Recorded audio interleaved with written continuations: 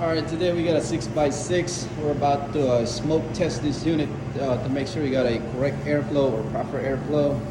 We're using a stick matches. The part number is maybe you can see the part number. No, probably.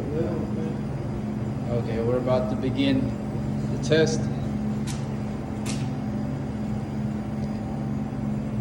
A lot of matches. Kind of going on the intake to where it pulls in the smoke, and you can see the smoke pattern. If your fan is too fast, spinning too fast, rotation, you should maintain that smoke inside of that unit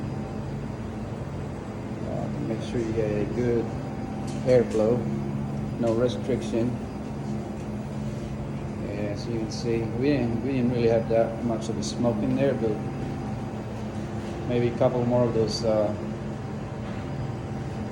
matches will do the trick. All right. As you can see, especially in this side.